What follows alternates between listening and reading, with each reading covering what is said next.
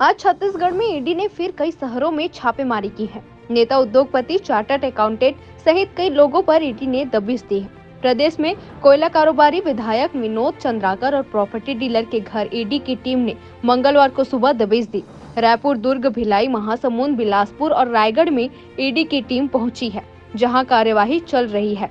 इधर ईडी के छापे पर मुख्यमंत्री भूपेश बघेल ने तीखी प्रतिक्रिया दी है। उन्होंने कहा है कि किसान, व्यापारी, नेता, अधिकारी सब पर ईडी छापा मारती है, लेकिन अडानी पर ईडी छापा नहीं मारती है।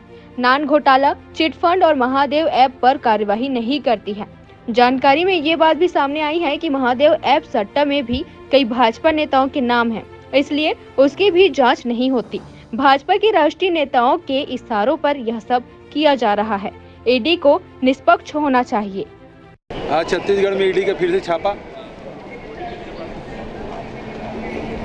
उद्योगपति, व्यापारी, ट्रांसपोर्टर, विधायक, अधिकारी, किसान, कोई ऐसा वर्ग बचा नहीं है जहाँ छापा ना डाला हो। छापा नहीं डालता तो केवल मध्य प्रदेश है, उत्तर प्रदेश है, उत्तराखंड है, गुजरात है, कर्नाटक है। लगता है वहाँ ईडी का ऑफिस ही नहीं है। और महाराष्ट्र में जब तक के उद्धव ठाकरे जी की सरकार थी तब तक के सब ईडी, सीबीआई जितने सेंट्रल एजेंसी थी वो सब सक्रिय थी। और जैसे ही सरकार बदली, खरीद फरोख्त हुआ, उसके बाद से वहाँ उसका कोई काम रहा नहीं।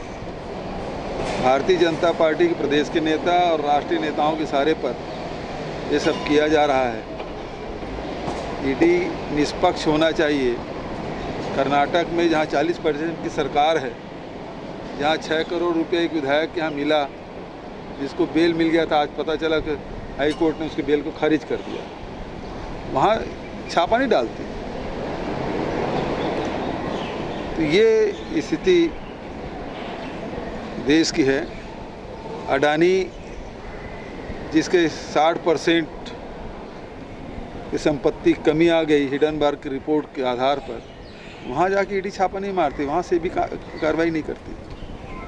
जहाँ लाखों करोड़ों लोगों को रुपया फंसा है, यहाँ नान में और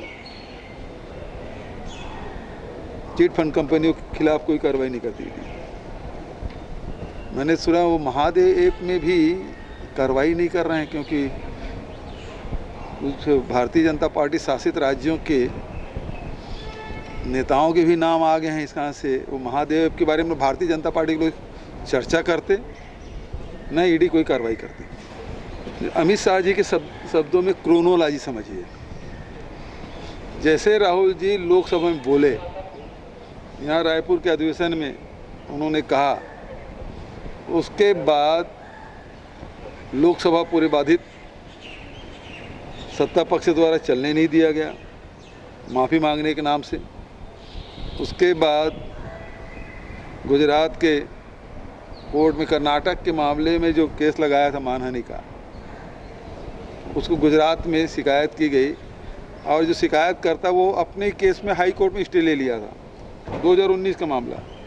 7 फरवरी को जैसे ही उन्होंने, राहुल जी ने ये बात कही, वो 16 फरवरी को हाई कोर्ट में खड़ा होकर स्टे वेकेट करा लिया।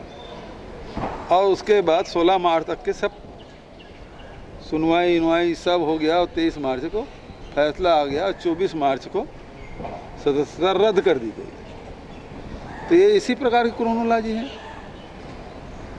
अडानी के खिलाफ कार्रवाई नहीं होना भाई, अडानी की मांग कर रहे हैं ना, तो उसकी जांच की मांग कर रहे हैं, तो भारतीय जनता पार्टी के लोग कहते हैं वो हमारे खिलाफ कर रहे हैं।